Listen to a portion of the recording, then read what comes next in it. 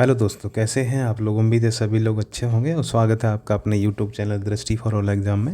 जैसा कि आपको पता है कि हम यूपी पुलिस आपका जो री एग्ज़ाम होने वाला है उसको लेके और एसएससी और बाकी आपका रेलवे जो आपकी परीक्षाएं होने वाली हैं उनको लेके आगे बढ़ रहे हैं।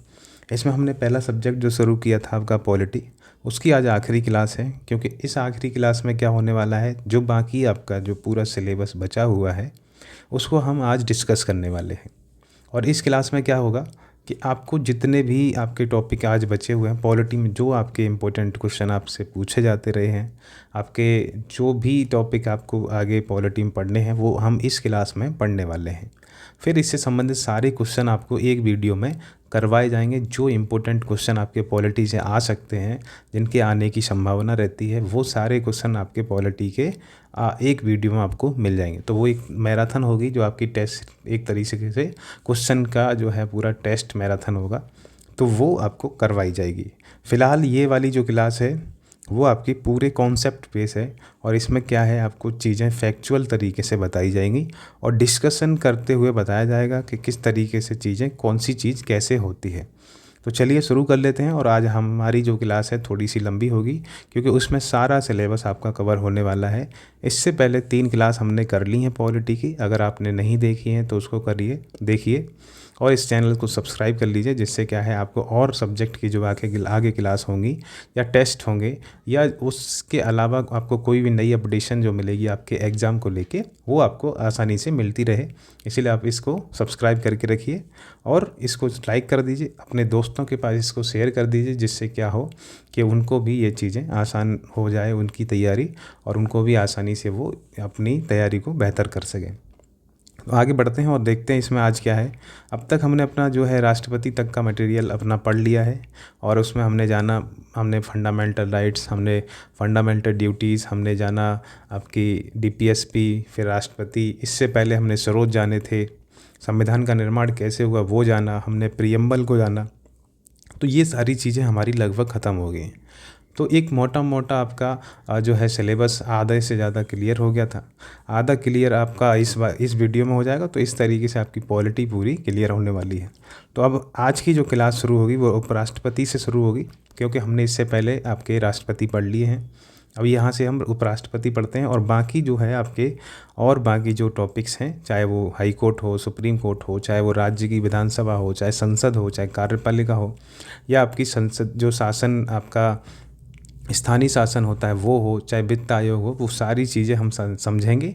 इसके अलावा सारे अनुच्छेद समझेंगे, जो इम्पोर्टेंट अनुच्छेद आपके हो सकते हैं एग्ज़ाम को लेके वो जानेंगे।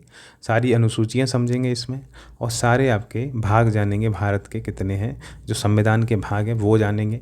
तो इस तरीके से हम देखने वाले हैं। इसके साथ ही हम संशोधन को समझेंगे, तो सारी चीज़ें आपको देखने को मिलेगी।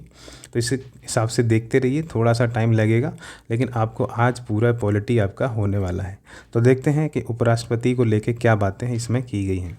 पहली बात इसमें है कि किसी भी व्यक्ति को उपराष्ट्रपति बनने के लिए उसमें क्या योग्यताएं होनी चाहिए। अगर उसका निर्वाचन हो रहा है, अगर वो नियुक्त होता है या उसका निर्वाचन होता है, तो वो उसके लिए क्या क्या योग्यताएं होनी चाहिए। एक व्यक्ति जो उपराष्ट्रपति बन सकता है उसके लिए पहली बात होना चाहिए वो भारत का नागरिक हो। दूसरी बात, उसने 35 वर्ष की अपनी आयु पूरी कर ली हो, ये है एक दूसरी योग्यता है उसकी। और तीसरी योग्यता उसकी होनी चाहिए कि वो जो सदस्य है वो राज्यसभा का सदस्य बनने के योग्य होना चाहिए। ये आपको ध्यान रखना है। जिस तरीके से राष्ट्रपति के बारे में कहा जाता है कि लोकसभा का सदस्य बनने की योग्यता हो, उसी तरीके से राज्यसभा का सदस्य बनने की योग्यता उपराष्ट्रपति की होनी चाहिए। अब इसका निर्वाचन कैसे होता है, तो जिस तरीके से राष्ट्रपति को हमने पढ़ा कि उसमें संसद के दोनों सदनों के निर्वाचित सदस्य शामिल होते हैं, हमने देखा था संसद के उसमें सदस्य शामिल होते हैं। इसके साथ ही हमने जाना था कि उसमें जो आपके सदस्य शामिल होते हैं वो राज्य की विधानसभाओं के होते हैं, वो भी निर्वाचित होते हैं। इसके साथ ही हमने जाना था जो दिल्ली है आपकी और या पुडुचेरी है, तो उन दोनों के भी आपके जो है निर्वाचित सदस्य जो होते हैं वो इसमें शामिल होते हैं, वो राष्ट्रपति वाले में होते हैं, ये ध्यान रखिएगा। लेकिन इसमें क्या होता है, सिर्फ संसद के सदस्य शामिल होते हैं, लोकसभा और राज्यसभा के सदस्य इसमें शामिल होते हैं। और किससे इलेक्शन होता है, आनुपातिक प्रतिनिधित्व प्रणाली से एवं एकल संक्रमणीय मत द्वारा इसका जो है निर्वाचन होता है और गुप्त मतदान होता है, ये आपको ध्यान रखना है। तो गुप्त मतदान होता है। कैसा मतदान होता है? तो गुप्त मतदान होता है। तो इस तरीके से निर्वाचन होता है और इसमें दोनों सदस्य शामिल होते हैं, ये ध्यान रखिएगा। लोकसभा राज्यसभा के सदस्य, चाहे वो निर्वाचित हो मनोनीत हो, सारे सदस्य शामिल होते हैं। ऐसे ही बात करें, अब निर्वाचित हो गए तो इसको शपथ कौन दिलवाएगा? तो इस उपराष्ट्रपति को शपथ दिलवाने वाले वो राष्ट्रपति होते हैं। तो राष्ट्रपति जो होते हैं वो इसको शपथ दिलवाते हैं, ये आपको ध्यान रखना है। अगर अब शपथ ले ली तो कार्यकाल कितना होगा इनका? कार्यकाल की बात करें तो ये कितने सब वर्ष तक रहते हैं? तो अपने 5 वर्ष तक रहते हैं और इनको जो है पुनर्निर्वाचन के लिए ये पात्र होते हैं। इसका मतलब हुआ कि वो व्यक्ति उपराष्ट्रपति दोबारा भी बन सकता है, तीसरी बार भी बन सकता है, जितनी बार अगर इलेक्शन लड़ता है वो उतनी बार बन सकता है। तो एक तरीके से इनका भी जो इलेक्शन होता है वो भी इनडायरेक्ट होता है, ये आपको ध्यान रखना है। जिस तरीके से हमने बात की थी कि राष्ट्रपति का इलेक्शन भी इनडायरेक्ट होता है, इसी तरीके से इनका भी इलेक्शन इनडायरेक्ट तरीके से होता है। आगे बात करें, अगर इनको त्यागपत्र देना है तो त्यागपत्र ये किसको देंगे? तो अपने राष्ट्रपति को ही ये अपना त्यागपत्र सौंप सकते हैं, ये आपको ध्यान रखना है। आगे बात करें कि इनका कार्य क्या होता है या क्या पद होता है या इनके कर्तव्य की बात करें तो ये राज्यसभा के क्या होते हैं? पदेन सभापति होते हैं, ये आपको ध्यान रखना है। ये राज्यसभा के मेंबर नहीं होते, लेकिन ये राज्यसभा के जो है पदेन सभापति होते हैं। और अगर वोटिंग जब होती है, जब वोट पड़ते हैं सभा में, तो क्या होता है? ये कास्टिंग वोट करते हैं। तो ये कास्टिंग वोट को डालते हैं, यानी इसका मतलब है अगर दोनों के मत बराबर हो गए हैं, यानी दोनों जो है एक कोई विधेयक है और उस पर पक्ष और विपक्ष के जो है वोट बराबर पड़ जाते हैं, तो या पक्ष विपक्ष का मतलब यहाँ ये नहीं है कि जो रूलिंग पार्टी है और जो रूलिंग पार्टी नहीं है उनके वोट, यानी एक विधेयक पर चाहे वो रूलिंग पार्टी के वोट डालें या फिर जो है विपक्ष के वोट पड़ें, उससे कोई मतलब नहीं। लेकिन वोट अगर 50-50 हो जाते हैं तो फिर जो है राज्यसभा के जो सभापति होते हैं यानी उपराष्ट्रपति होते हैं, उनको कास्टिंग वोट डालने का अधिकार होता है। वो पहले वोटिंग नहीं कर सकते, वो कास्टिंग वोट करते हैं, यानी कि लास्ट में वोट करते हैं और वो जिसको भी वोट कर देंगे वही विधेयक बन जाएगा या तो विधेयक निरस्त हो जाता है। तो ये आपको समझना है कि वो कास्टिंग वोट करते हैं, एंड में जो है वोटिंग करते हैं और वो किसी को भी वोट दे सकते हैं। तो इसीलिए आपको ध्यान रखना है कि इनकी पावर क्या है कि ये राज्यसभा के सभापति होते हैं, पदेन सभापति। फिर आगे बात करते हैं, अगला हमारा जो टॉपिक है केंद्रीय मंत्रिपरिषद को लेके। तो संघ में आप सभी जब समझते हैं कि एक मंत्रिपरिषद होती है जिसमें आपको सदस्य मिलेंगे, एक कैबिनेट मिलती है, एक राज्य मंत्री होते हैं और एक उप मंत्री होते हैं। इस मंत्रिपरिषद में ये 3 जो है संस्थाएं शामिल होती हैं, राज्य मंत्री, कैबिनेट मंत्री और उप मंत्री। अब इसी कैबिनेट मंत्री, इन तीनों का जो है मुखिया कौन होता है? एक प्रधानमंत्री होता है। तो कैबिनेट सबसे ऊपर होती है, इसमें केवल जो है चीफ जो मुख्य वो क्या कहते हैं मंत्री होते हैं वो शामिल होते हैं। इनके नीचे एक जो मंत्री होते हैं, इनके नीचे होते हैं राज्य मंत्री और इनके भी नीचे होते हैं उप मंत्री। तो इस तरीके से ये पूरी एक मंत्रिपरिषद का जो है एक स्ट्रक्चर होता है, ये मंत्रिपरिषद का स्ट्रक्चर होता है। तो ये आपको ध्यान रखना है। जो निर्णय लेती है बॉडी वो कैबिनेट होती है। इसी में आपके मुख्य मंत्री जो होते हैं, जैसे अमित शाह हो गए, राजनाथ सिंह हो गए, या बड़े बड़े जो मंत्री गडकरी हो गए, तो वो सारे मंत्री इसमें शामिल होते हैं। जिसकी अध्यक्षता कौन करते हैं? तो आपके प्रधानमंत्री करते हैं। अब बात करते हैं कि इसमें नियुक्ति की बात करें तो राष्ट्रपति द्वारा इन सब की नियुक्ति की जाती है, लेकिन सलाह किसकी होती है? तो प्रधानमंत्री की सलाह पर मंत्रियों की नियुक्ति होती है। ये आपको ध्यान रखना है इस केंद्रीय मंत्रिपरिषद में। ऐसे ही इसमें क्या होता है कि जो प्रमुख होता है इनका, जो केंद्रीय मंत्रिपरिषद का, वो कौन है? तो आपका प्रधानमंत्री होता है। अब इसके आकार की बात करें, मंत्रिपरिषद का आकार कितना होगा? ये कहा गया है 91 संविधान संशोधन किया गया और ये कहा गया कि 15% से ज़्यादा जो लोकसभा के टोटल सदस्य होते हैं, कुल सदस्य होते हैं, उनका 15% से अधिक नहीं होना चाहिए। इसका मतलब हुआ अगर 550 सदस्य हैं लोकसभा में, तो उनका लोकसभा के 550 का 15% से अधिक सदस्य किसमें नहीं होंगे? आपके किसमें नहीं होंगे? केंद्रीय मंत्रिपरिषद में नहीं होंगे।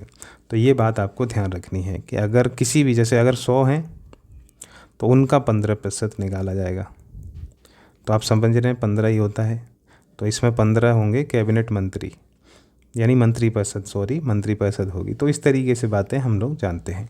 अब ये किसके प्रति उत्तरदायी होती है, अपनी जिम्मेदारी जो काम करती है वो किसके प्रति उत्तरदायी होती है, तो लोकसभा के प्रति ये मंत्री परिषद पूरी जिम्मेदार होती है, ये आपको ध्यान रखना है। तो ये आपको बताया जा रहा है कि ये किसके प्रति उत्तरदायी हैं, लोकसभा के प्रति। व्यक्तिगत तौर पर मंत्री की बात करें, व्यक्तिगत तौर पर किसके प्रति उत्तरदायी होते हैं, ये आपको ध्यान रख लीजिए। एक और इम्पोर्टेंट बात है, व्यक्तिगत तौर पर किसके प्रति उत्तरदायी होते हैं, व्यक्तिगत तौर पर उत्तरदायी, तो व्यक्तिगत तौर पर उत्तरदायी होते हैं राष्ट्रपति के। और सामूहिक रूप से किसके प्रति उत्तरदायी होते हैं, तो लोकसभा के प्रति होते हैं। ये दोनों बातें आपको जो है अच्छे से ध्यान रखती हैं।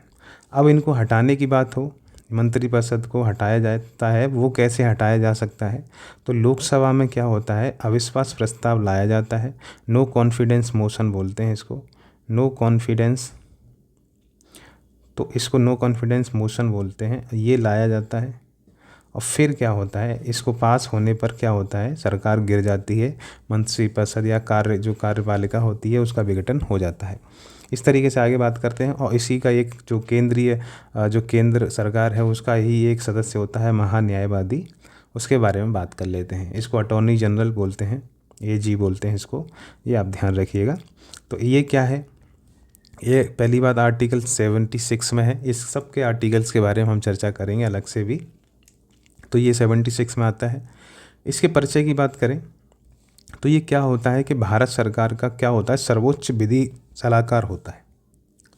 तो ये क्या होता है कि सर्वोच्च विधि सलाहकार होता है। इसका मतलब हुआ कि ये सरकार का कानून मंत्री होता है, सबसे बड़ा कानून विधि मंत्री होता है। तो ये बात आपको ध्यान रखनी है कि सरकार की तरफ से जो है केस कोई भी हो, लड़ने वाला कौन होता है, तो यही होता है आपका महान्यायवादी। यानी इनका कहना है कि भारत के सभी न्यायालयों में क्या होता है, इसको सुनवाई का अधिकार होता है। ये किसी भी न्यायालय में जाके सरकार की तरफ से प्रस्तुत हो सकता है, उनकी सुनवाई कर सकता है। इसके साथ ही ये संसद की कार्यवाही में क्या होता है, भाग ले सकता है, उसको भाग लेने का अधिकार होता है, बोल सकता है। और लेकिन किंतु क्या नहीं कर सकता, मतदान नहीं कर सकता, यानी मतदान करने का अधिकार नहीं होता। इसको सारे विशेषाधिकार मिले होते हैं जो एक सांसद को मिले होते हैं, जो एक मंत्री को मिले होते हैं, वो सारे विशेषाधिकार इसके पास होते हैं। इसके अलावा ये कार्यवाही में भाग ले सकता है, भाग लेने के अलावा सुन सकता है, बोल सकता है, लेकिन मतदान नहीं कर सकता, यानी वोट करने का इसको राइट नहीं है। तो ये बात आपको ध्यान रखनी है। इसके अलावा कार्यकाल की बात करें तो वैसे तो ये राष्ट्रपति के प्रसाद पर्यंत काम करता है, यानी राष्ट्रपति जब तक चाहे तब तक ये अपने पद पर बना रहता है। इसके अलावा इसके नियुक्तिकर्ता की बात करें, इसको नियुक्त कौन करते हैं, तो राष्ट्रपति ही इसको क्या है, नियुक्त करते हैं। ये आपको ध्यान रखना है, राष्ट्रपति ही क्या करते हैं, इसकी नियुक्ति करते हैं। योग्यता की बात करें कि कौन व्यक्ति महान्यायवादी बन सकता है, तो ये आपको ध्यान रखना है। कौन व्यक्ति न्यायवादी बन सकता है, तो वो उच्चतम न्यायालय के जो न्यायाधीश होते हैं उनके नियुक्त होने की जो योग्यताएं होती हैं, वही योग्यताएं इसके अंदर होनी चाहिए। अब क्या योग्यताएं होनी चाहिए, तो एक तो पहली बात ये 5 साल तक या तो किसी भी हाई कोर्ट में वकील रहा जज रहा हो, तो ये एक पहली कंडीशन होती है कि जज रहा हो, या इसने 10 साल तक वकील का काम किया हो, या ये जो है राष्ट्रपति की नज़र में क्या होना चाहिए, विधिवेत्ता होना चाहिए। तो विधिवेत्ता होना चाहिए। तो ये 3 कंडीशन होती हैं जिसके तहत जो कोई भी न्यायाधीश चुना जाता है, और वही कंडीशंस किस पे लागू होती हैं, तो आपके महान्यायवादी पे लागू होती हैं। तो ये बात आपको ध्यान रखनी है। तो कुछ इंपॉर्टेंट बातें आप सभी जान रहे हैं। नियुक्ति कैसे हो रही है, योग्यताएं क्या होंगी, अधिकार क्या हैं, कौन होता है ये देख लिया आपने। फिर इसका कार्यकाल कैसे होता है, फिर हमने वोटिंग की बात कर ली, इसकी सुनवाई का काम की बात कर ली, तो योग्यताओं को देख लिया। तो इस तरीके से सारी जो इम्पोर्टेंट आपके इसके क्वेश्चन बन सकते हैं वो आपके इसमें हो जाते हैं। 1-2 चीज़ें इसके बारे में जो आएंगी वो आपके क्वेश्चन में देखी जाएंगी जब हम टेस्ट इसकी कराने वाले हैं। तब आगे बढ़ते हैं और अगला टॉपिक देखते हैं जो आपके नियंत्रक एवं महालेखा परीक्षक को है लेके है, जिसको CAG बोलते हैं आप सभी, जिसको कंट्रोलर ऑडिटर जनरल बोलते हैं। तो ये आर्टिकल 148 में आता है। और ये है क्या, या इसको कौन नियुक्त करता है, तो ये बेसिकली क्या है, खातों की लेखा जोखा करता है।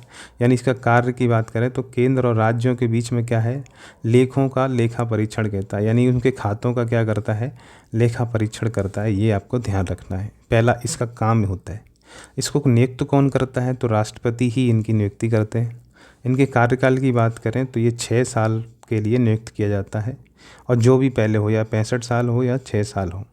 और उसके बाद क्या होता है कि ये सेवानिवृत्ति के बाद किसी भी, भारत सरकार हो या राज्य सरकार हो, किसी भी पद पर नियुक्त नहीं हो सकता, काम नहीं कर सकता। एक बार अगर कोई वहाँ CAG बन जाता है, उसके बाद वो किसी भी सरकार के, चाहे राज्य सरकार हो चाहे केंद्र सरकार हो, उसमें काम नहीं कर सकता।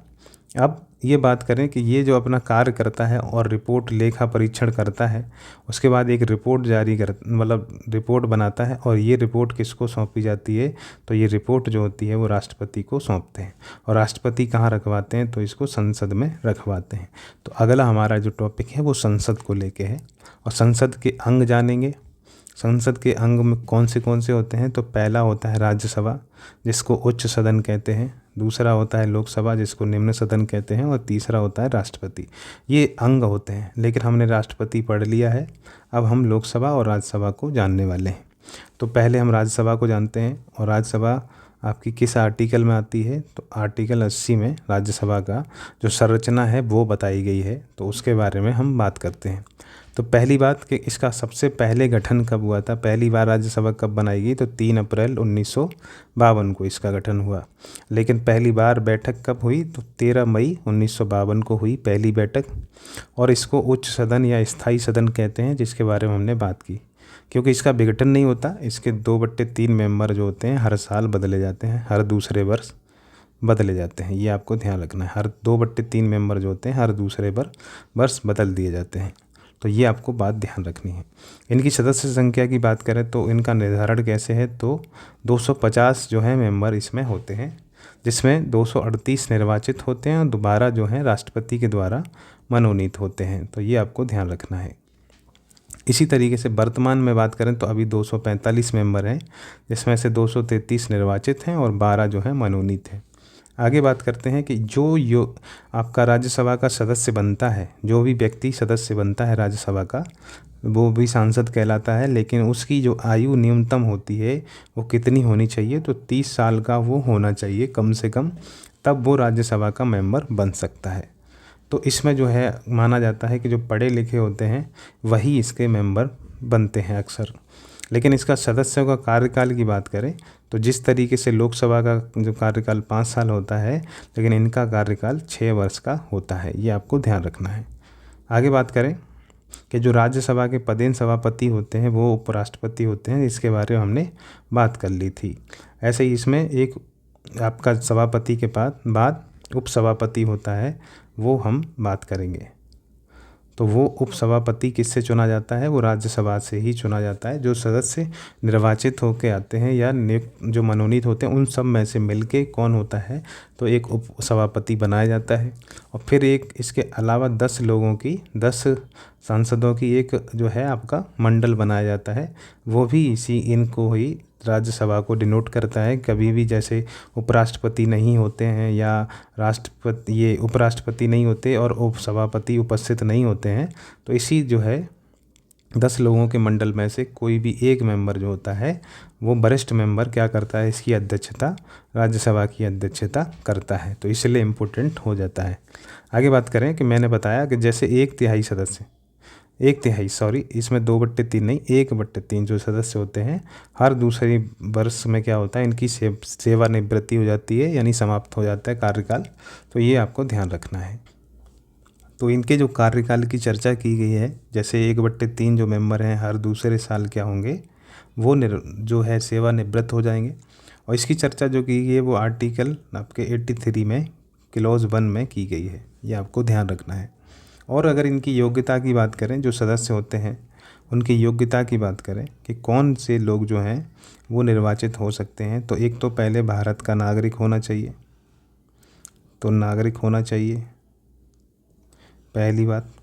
दूसरी बात, इसने 30 वर्ष की उम्र पास कर ली हो, मतलब पूरी कर ली हो, सॉरी।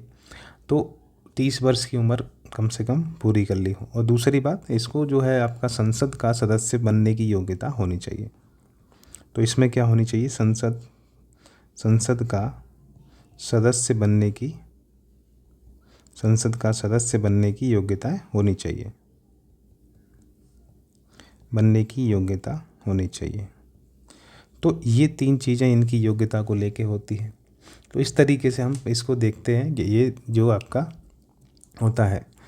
इसके अलावा एक प्रथम सभापति आपसे कई बार क्वेश्चन कर सकता है कि पहले सभापति यानी उपराष्ट्रपति कौन थे, तो कौन थे आपके डॉक्टर सर्वपल्ली राधाकृष्णन थे।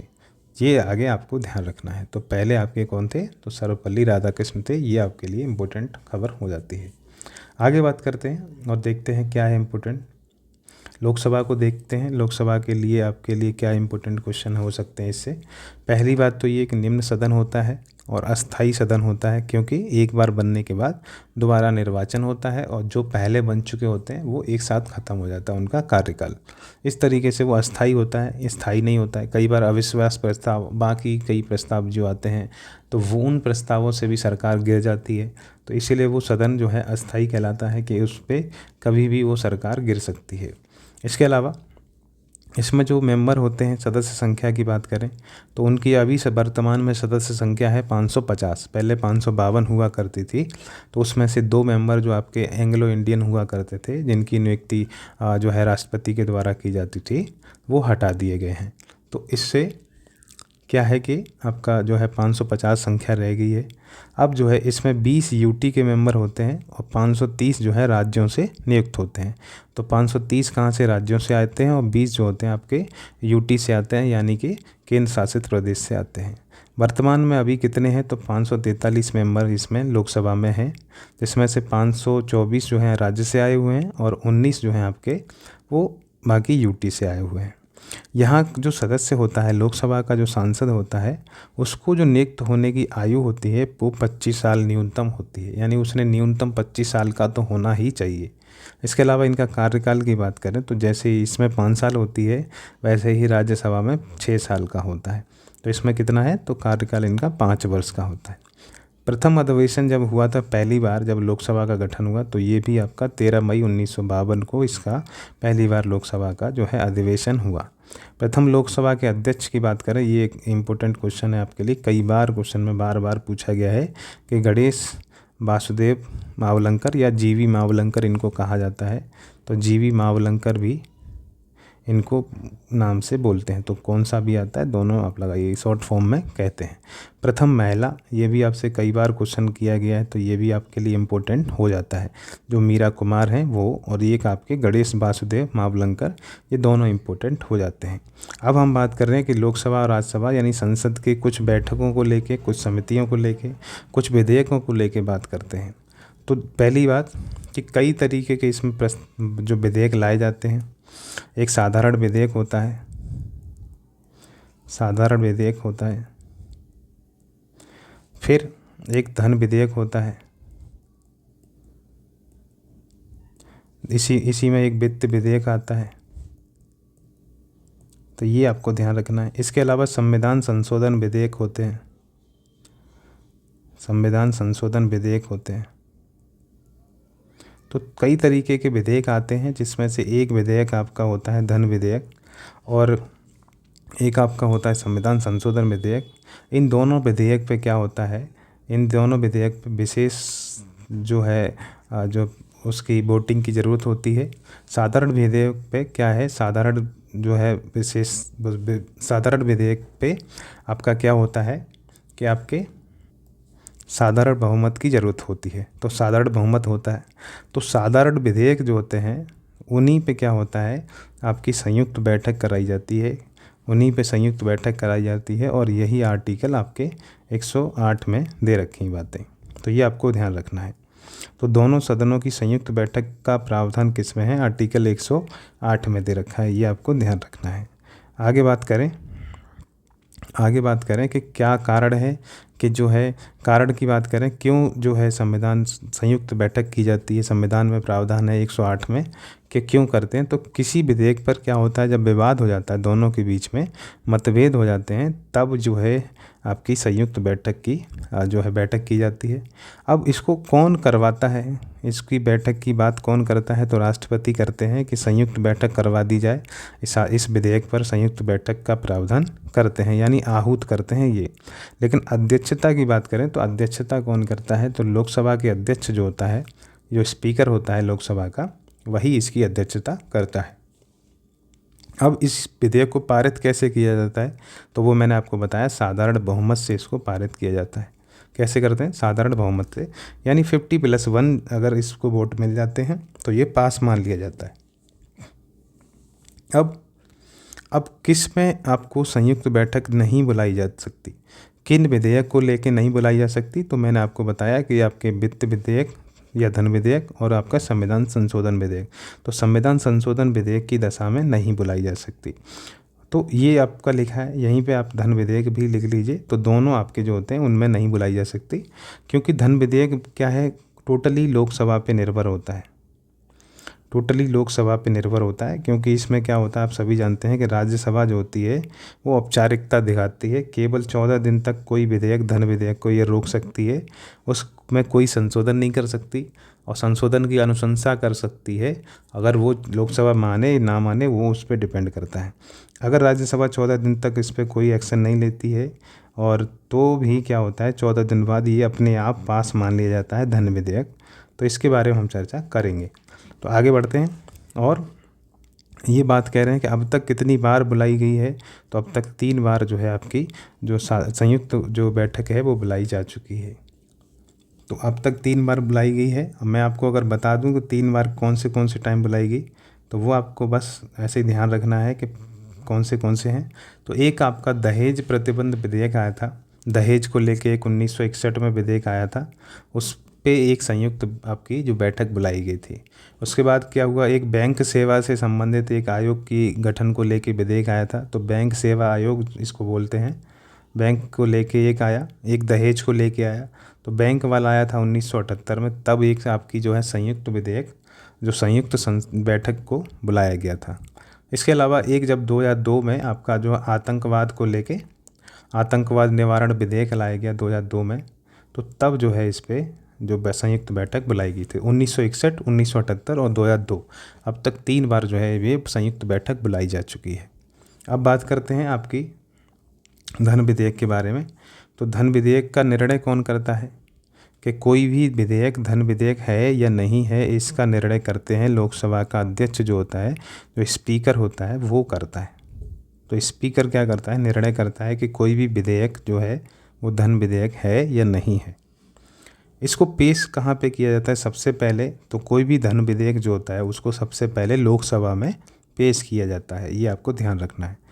अब मैंने बात की कि राज्यसभा इसको कितने दिन तक रोक सकती है, तो 14 दिन तक अधिकतम रोक सकती है। कितने दिन तक, 14 दिन तक रोक सकती है। उसके बाद ये अपने आप पास मान लिया जाता है, और लोकसभा से भी पारित हो जाता है इधर भी, और राष्ट्रपति इस पर जो पहले ही जो है रिकमेंडेशन से आता है उसमें, तो क्या होता है बाद में वो साइन कर देते हैं। अब बात करते हैं कि वित्तीय समितियों के बारे में। जो संसद से संबंधित वित्त समितियां होती हैं वो कौन सी समितियां होती हैं, तो 3 इम्पोर्टेंट समितियां हैं जो आपके क्वेश्चन में पूछी जाती हैं, वो उनके बारे में हम बात कर लेते हैं।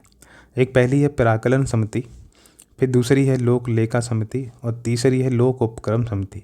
बस इन्हीं से आपके क्वेश्चन पूछे जाते रहे हैं अभी तक। इसको एस्टीमेट समिति बोलते हैं, प्राक्कलन समिति को।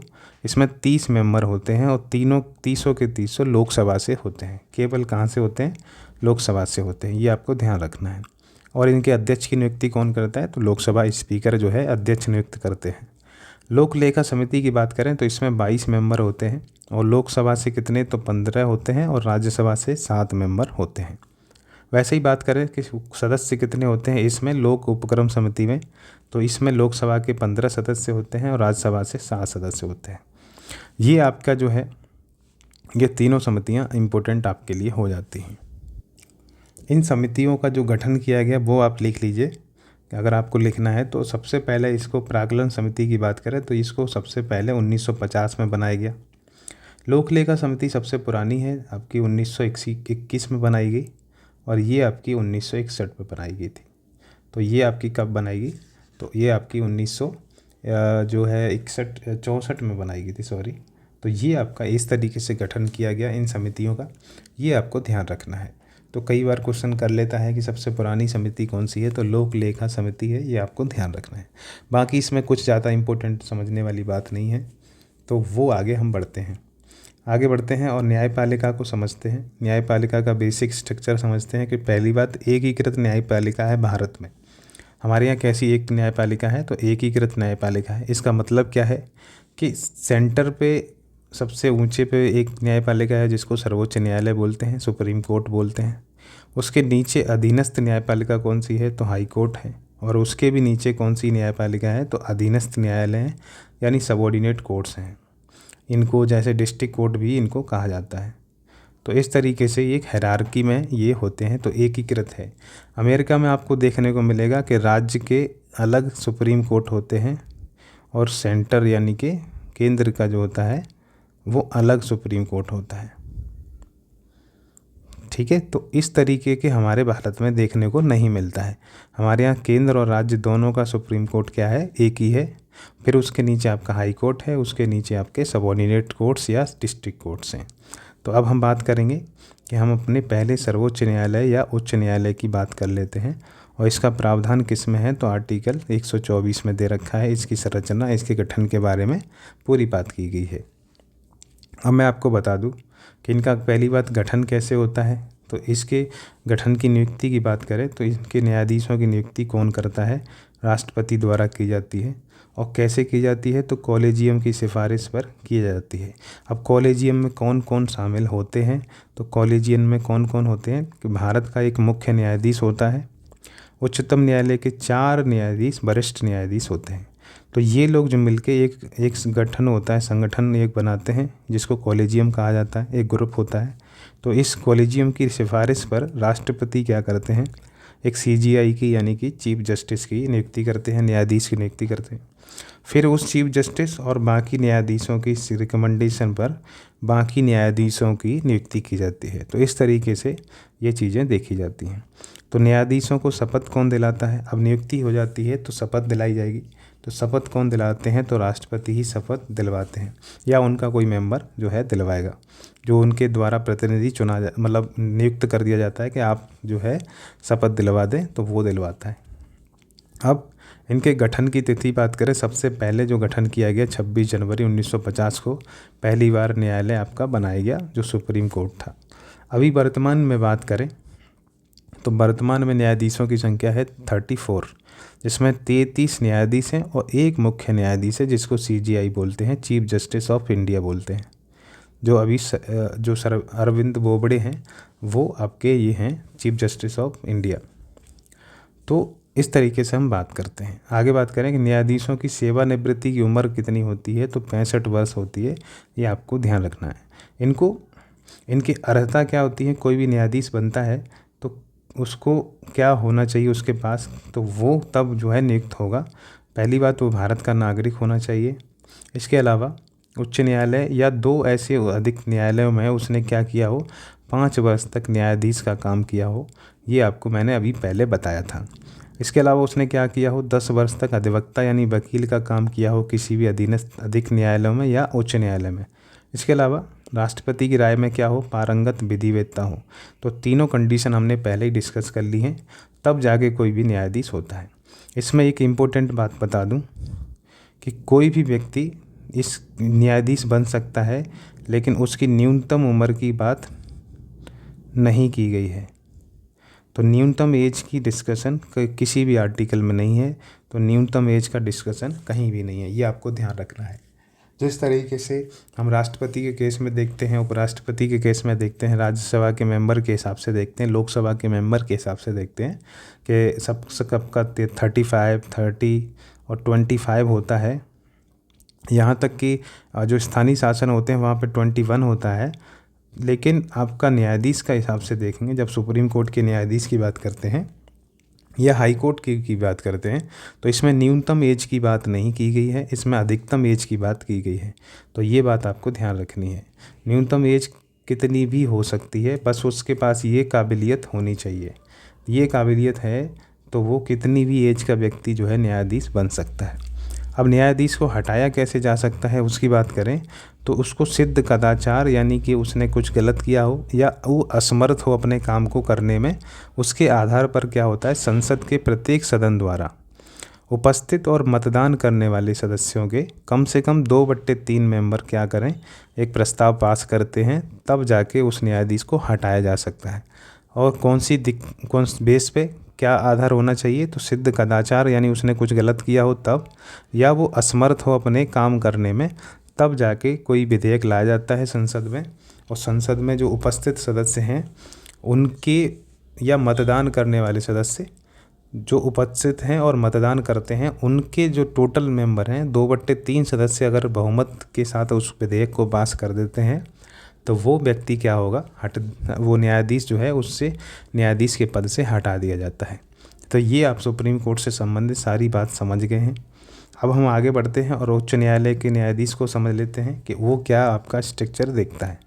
तो इसी तरीके से हम सेम उसमें स्ट्रक्चर होता है और इसमें कुछ खास वो जो है डिफरेंस नहीं देखने को मिलता। पहली बात कि इन न्यायाधीशों की नियुक्ति कौन करते हैं, तो राष्ट्रपति ही करते हैं। और किसकी सिफारिश पे करते हैं, तो कॉलेजियम की सिफारिश पे करते हैं, जिसके बारे में हमने डिस्कस कर लिया था। इसको शपथ दिलाने की बात हो तो राज्य का जो राज्यपाल होता है, जिस राज्य का राज्यपाल है, जहाँ का न्यायाधीश नियुक्त किया जा रहा है, वहाँ का राज्यपाल क्या होता है, इनको शपथ दिलवाते हैं। ये आपके लिए इम्पोर्टेंट बात है, यही डिफरेंस इसमें आ जाता है कि वहाँ पे राष्ट्रपति जो है शपथ दिलवा रहे थे, यहाँ पे वहाँ का राज्यपाल जो है शपथ दिलवाएगा जहाँ का न्यायाधीश नियुक्त हो रहा है।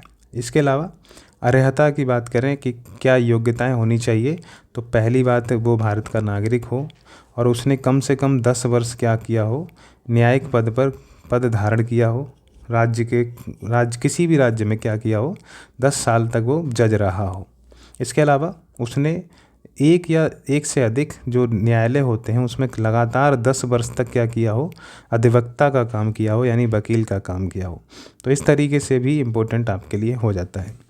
अब बात करें कि इनकी सेवानिवृत्ति यानी इनके जो हटने की उम्र होती है वो कितनी होती है, तो राज्य के जो न्यायाधीश होते हैं वो 62 एज में हटाए जाते हैं। इसके अलावा इनकी भी मैंने आपको बताया, इनकी भी न्यूनतम एज की चर्चा नहीं है। तो इनकी न्यूनतम एज की चर्चा नहीं है, ये अभी आपको ध्यान रखना है। वर्तमान में कितने हाई कोर्ट हैं, तो 25 हाई कोर्ट हैं। और इन हाई कोर्ट की पूरी जानकारी आपको कहाँ मिलेगी, तो अगर आप स्पीडी की करंट अफेयर पढ़ते हैं, वहाँ पे पूरा एक टेबल में ये हाई कोर्ट को समझाया गया है, किस राज्य में कौन सा हाई कोर्ट है और कब बना, उसका जो हेडक्वार्टर कहाँ है, उसकी खंडपीठ कहाँ है, उसके वर्तमान में कौन न्यायाधीश है। तो उस तरीके की चर्चा आपको पूरी मिल जाएगी और उसके गठन से संबंधित सारी जानकारी आपको मिलेगी। तो आप स्पीडी से समझ लीजिएगा, नहीं तो कुछ समय बाद हम ही आपको पूरा एक वीडियो बना के दे देंगे कि सुप्रीम कोर्ट, हाई कोर्ट सब पे चर्चा हो जाएगी। तो कम से कम हाई कोर्ट पे हम चर्चा कर देंगे कि कब बने, कब नहीं हुए, कहाँ पे हैं, वो सारी चर्चाएँ हो जाएंगी। अब बात करें कि हटाने की बात हो तो सेम एक तरह से प्रोसेस होती है कि सिद्ध कदाचार होना चाहिए, असमर्थता होनी चाहिए। इनके आधार पर संसद के प्रत्येक सदन में विशेष बहुमत यानी 2/3 वाला, तो 2/3 वाला विशेष बहुमत से पारित प्रस्ताव के द्वारा क्या है, इनको हटाया जा सकता है। अब हम बात कर लेते हैं राज्यपाल को लेके, जो हमारा इम्पोर्टेंट हो जाता है टॉपिक। तो राज्यपाल को देख लेते हैं। राज्यपाल की बात करें तो इनकी नियुक्ति कौन करते हैं, तो राष्ट्रपति करते हैं, आप सभी जानते हैं। तो राष्ट्रपति इसकी नियुक्ति करते हैं। और पदावधि यानी इनका कार्यकाल क्या होता है, कार्यकाल तो वैसे 5 वर्ष होता है, लेकिन क्या होता है, ये राष्ट्रपति के प्रसाद पर्यंत काम करते हैं। राष्ट्रपति चाहे तो इनको पहले भी हटा सकता है। अर्हता यानी योग्यता की बात करें तो भारत का नागरिक होना चाहिए, उसके अलावा उसने 35 वर्ष की आयु पूरी कर ली हो, ये एक दूसरी कंडीशन होती है। शपथ की बात करें तो उच्च न्यायालय के न्यायाधीश जो होते हैं वो इनको क्या करते हैं, शपथ दिलवाते हैं। अब हम अपनी राज्य की सरकार पे आते हैं और राज्य मंत्रिपरिषद को पहले समझते हैं। हमने राज्यपाल को समझ लिया, जिस तरीके से राष्ट्रपति को समझा था उसी तरीके से हम मंत्रिपरिषद, केंद्रीय मंत्रिपरिषद को समझे थे। उसके बाद हम अब कौन सी मंत्रिपरिषद को जानेंगे कि राज्य की मंत्रिपरिषद को समझेंगे। तो एक दूसरे से रिलेट हो रहा है। केंद्र में जैसे जैसे स्ट्रक्चर होता है वैसे ही आपकी संरचना आपको कहाँ देखने को मिलती है, राज्यों में देखने को मिलती है। जैसे वहाँ पे प्रमुख कौन था, तो प्रधानमंत्री थे। यहाँ पे राज्य मंत्रिपरिषद का प्रमुख कौन होता है, तो मुख्यमंत्री होते हैं। इसके अलावा जो राज्य के जो मंत्रिपरिषद है उनकी नियुक्ति और उनके शपथ प्रदाता कौन होते हैं, यानी नियुक्ति और शपथ कौन दिलवाते हैं, तो राज्यपाल देते हैं। इनके कार्यकाल की बात करें तो राज्यपाल के प्रसाद पर्यंत ये पद धारण करते हैं। इसका मतलब ये नहीं हुआ कि राज्यपाल जब चाहे उनको गिरा दे। इसका मतलब है कि इनका कार्यकाल तो 5 वर्ष रहता है, लेकिन अगर जब तक इनका जो है राज्य विधानमंडल में बहुमत होता है सरकार का, तब तक ये अपने पद पर बने रहते हैं। और मैक्सिमम कितने साल तक रहते हैं, तो 5 वर्ष तक रह सकते हैं। ये आपको ध्यान रखना है। त्याग पत्र की बात करें तो किसको देते हैं, तो मंत्री जो देता है वो मंत्रिपरिषद देता है। अगर प्रधानमंत्री या मुख्यमंत्री अपना त्याग पत्र दे देता है राज्यपाल को, तो क्या होता है, सरकार गिर जाती है। ये आपको ध्यान रखना है। आकार की बात करें तो कितना आकार किसी राज्य की मंत्रिपरिषद का होना चाहिए, तो राज्य की मंत्रिपरिषद का भी आकार कितना होना चाहिए, अधिकतम जो है 15% से अधिक नहीं होना चाहिए। और अगर मेंबर के हिसाब से देखें, सदस्यों के हिसाब से देखा जाए, तो सदस्यों के हिसाब से 12 से कम नहीं होना चाहिए। ठीक है, तो ये आपको ध्यान रखना है। इसके अलावा कोई भी मंत्री क्या है, बिना किसी सदन का सदस्य बने कितने समय तक मंत्री बना रह सकता है, तो 6 मास तक रह सकता है। चाहे वो केंद्र में हो चाहे राज्य में हो। अगर कोई व्यक्ति निर्वाचित नहीं होकर आया है तब भी वो मंत्री के रूप में नियुक्त किया जा सकता है। और वो कितने समय तक रह सकता है, तो 6 महीने तक, यानी 6 मंथ तक जो है वो मंत्री बना रह सकता है। इतने समय के बीच में उसको कहीं ना कहीं से इलेक्शन जीतना पड़ता है। अगर वो जीत जाता है तो वो बाकी समय के लिए जो है इलेक्शन जो है उसका बढ़ जाता है, ये कार्यकाल बढ़ जाता है, और वरना वो है उसको हटा दिया जाता है अगर वो 6 महीने में जो नहीं जीत पाता है तब। तो इस तरीके से आप समझ गए। आगे बात कर लेते हैं कि राज्य के, जिस तरीके से हमने महान्यायवादी पढ़ा था वैसे ही राज्य का महाधिवक्ता पढ़ लेते हैं, उसके बारे में क्या जानने वाली बातें हैं। तो पहली बात, इसका परिचय समझ लेते हैं। जिस तरीके से महान्यायवादी जो केंद्र सरकार का सर्वोच्च विधिक अधिकारी था, सलाहकार था, इसी तरीके से राज्य सरकार का सर्वोच्च विधिक सलाहकार कौन होता है, तो वो आपका महाधिवक्ता होता है। इसको एडवोकेट जनरल बोलते हैं, इसको भी एजी बोलते हैं, लेकिन वहाँ पे अटॉर्नी जनरल होता है और यहाँ एडवोकेट जनरल होता है। ये ध्यान रखिएगा, राज्य में एडवोकेट होता है और वहाँ पे अटॉर्नी जनरल होता है। तो इस तरीके से आर्टिकल 165 में इसकी चर्चा की गई है। कार्यकाल की बात करें तो इसका कार्यकाल राज्यपाल के प्रसाद पर्यंत होता है। वहाँ पे अटॉर्नी जनरल का कार्यकाल राष्ट्रपति के प्रसाद पर्यंत था। इसी तरीके से नियुक्तकर्ता की बात करें तो यहाँ पे राज्यपाल नियुक्ति करते हैं और वहाँ पे कौन कर रहा था, तो राष्ट्रपति नियुक्त कर रहे थे। ऐसे ही हमने संसद के अंग समझे थे, वैसे ही हम राज्य विधानमंडल के अंग जानेंगे कि इसके भी राष्ट्रपति की जगह यहाँ राज्यपाल होता है, वहाँ पे लोकसभा की जगह यहाँ पे विधानसभा होती है, और वहाँ पे राज्यसभा की जगह यहाँ पे विधान परिषद होती है, यदि किसी राज्य में विधान परिषद है तब। क्योंकि अब तक हमारे 6 राज्यों में ही विधान परिषद है, वो आपको ध्यान रखना है, बाकी राज्यों में नहीं है। अब इसकी बात करें तो इसमें किस तरीके से विधानसभा में मेंबर होते हैं किसी भी जगह के, तो एक तो मैं आपको बता दूं कि किसी भी राज्य का जो सदस्य होता है विधानसभा का बनने के लिए क्या ज़रूरी है कि वो भारत का नागरिक होना चाहिए, उसने 25 साल की उम्र पूरी कर ली हो। सीटों की संख्या की बात करें, किसी भी राज्य की विधानसभा में अधिकतम सीटें 500 हो सकती हैं और न्यूनतम सीटें कितनी हो सकती हैं, 60 हो सकती हैं। लेकिन अपवाद किसी राज्य में है, क्योंकि वहाँ पे जनसंख्या की कमी है। इसी वजह से वहाँ पे जैसे सिक्किम में 32 सीटें हैं, गोवा में भी और मिजोरम में 40 सीटें हैं। ये आपको ध्यान रखना है। बाकी राज्यों में भी इस तरीके की कंडीशन लगती है। तो सर्वाधिक सीटों की राज्य वाला राज्य की बात करें तो उत्तर प्रदेश में 403 सीटें हैं। ये आपको ध्यान रखना है। कितनी सीटें हैं, 403। तो इस तरीके से हम देखते हैं।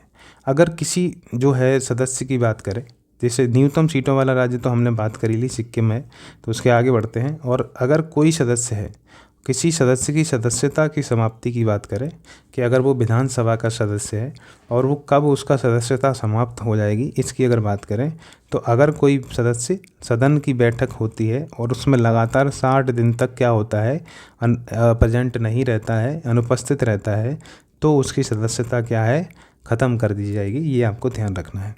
ठीक है, आगे बढ़ते हैं और विधान परिषद को समझते हैं। विधान परिषद के बारे में मैं बता दूं तो विधान परिषद का जो गठन होता है वो आर्टिकल 169 में होता है, 169 में होता है। ये आपको ध्यान रखना है। आर्टिकल 169 के हिसाब से क्या होता है कि किसी भी राज्य में अगर विधान परिषद बनानी है तो वहाँ की जो विधानसभा होती है वो विधानसभा क्या करती है, ये विधानसभा अपने सदस्यों की जो बैठक हो रही है उसमें जो सदस्य उपस्थित होते हैं उनके 2/3 विशेष बहुमत से क्या होता है, एक प्रस्ताव पास करती है। और तब जाके ये इस प्रस्ताव के जो है रिकमेंडेशन पर संसद जो होती है, केंद्र सरकार की जो केंद्र की जो संसद है अपनी, तो संसद क्या करती है, वो डिसाइड करती है कि किसी भी राज्य में आपकी जो है मंत्रिपरिषद बनानी है, विधान परिषद बनानी है या नहीं बनानी है। तो ये दोनों तरीके जो हैं वो आपके संसद के हाथ में होते हैं। ये इसका सृजन भी कर सकता है, यानी इसको बना भी सकता है, यानी संसद इसको बना भी सकती है और इसको ख़त्म भी कर सकती है, यानी समाप्त भी कर सकती है। तो ख़त्म और समाप्त यानी बनाना और समाप्त करने का जो अधिकार है वो किसके पास है, तो संसद के पास है। बस प्रस्ताव पास करना यानी कि प्रस्ताव भेजने की बात जो होती है वो विधानसभा होती है, वो भेज सकती है चाहे तो वो भेजती है, तब जो है संसद डिसीजन लेती है कि उसको विधान परिषद बनानी है या नहीं बनानी है। वो ना चाहे तो नहीं बना सकती। और जो आपके सृजन होता है या जो संसद बनाती है तो वो संविधान संशोधन नहीं माना जाता है। ये आप ध्यान रखिएगा कि आप सोचें कि किसी भी राज्य में अगर विधान परिषद बनाई जा रही है तो वो संविधान संशोधन के तहत बनाई जाएगी, ऐसा नहीं होता है। तो इसको संविधान संशोधन नहीं माना जाता, ये ध्यान रखिएगा, ये संविधान संशोधन नहीं होती है। तो इस तरीके की हम चर्चाएं देखते हैं। आर्टिकल आप ध्यान रखिएगा कि 169 में ये एक चर्चा होती है। तो विधान परिषद राज्यसभा की तरह ही होती है, ये आप ध्यान रखिए। इसमें सदस्यों की संख्या की बात करें तो इसमें अधिकतम कितने हो सकते हैं कि जो राज्य विधानसभा है उसकी कुल संख्या का 1/3 से अधिक सदस्य नहीं होंगे। तो 1/3 से ज़्यादा सदस्य नहीं हो सकते। इसके अलावा जो हम बात करें कि न्यूनतम सदस्य की, तो 40 सदस्य कम से कम होने चाहिए, इससे कम नहीं होने चाहिए। तो अब किन राज्यों में विधान परिषद है वो हम बात कर लेंगे, वहाँ पे बात करते हैं। लेकिन उससे पहले मैं आपको कुछ इन्फॉर्मेशन दे दूं कि विधान परिषद उसी राज्यसभा की तरह स्थायी सदन होती है। इसके सदस्य बनने के लिए योग्यताएं क्या होनी चाहिए, तो भारत का नागरिक होना चाहिए और राज्यसभा की तरह ही क्या होना चाहिए, 30 साल की आयु उसने पूरी कर ली हो।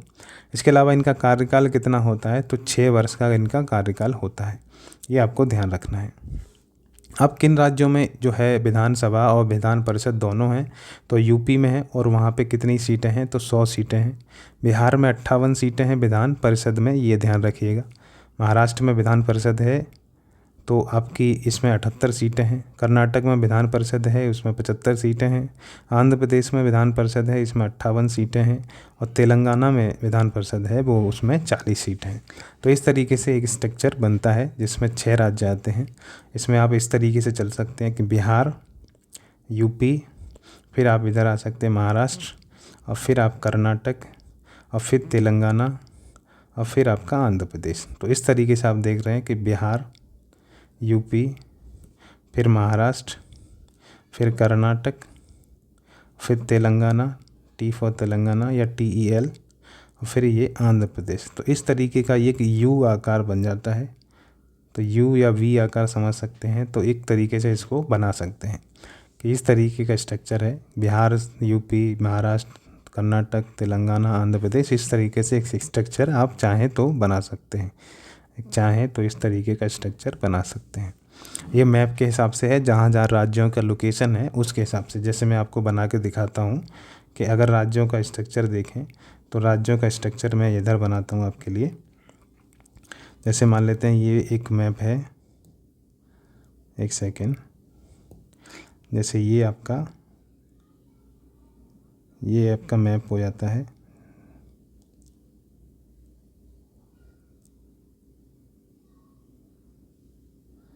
तो अगर ये मैप है तो आप समझिए कि आपका जो है इन जो राज्यों की लोकेशन कहाँ होगी।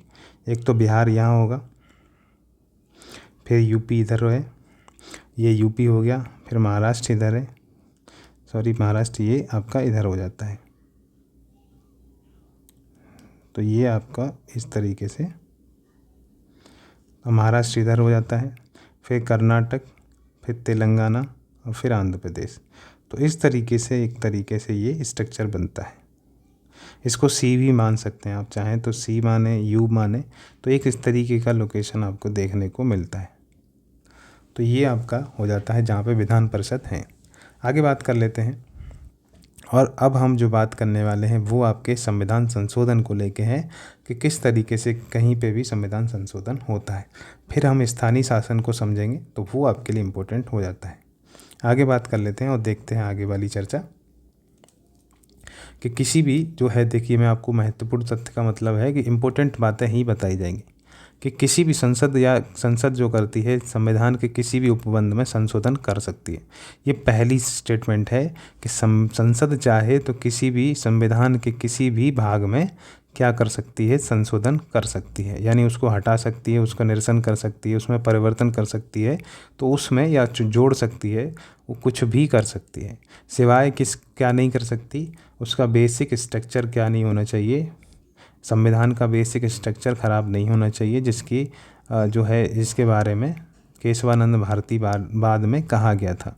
तो केशवानंद भारती मामले में ये बात आई थी कि आपका बेसिक स्ट्रक्चर ख़राब नहीं होना चाहिए संविधान का, बाकी संसद जो है किसी भी भाग में संशोधन कर सकती है।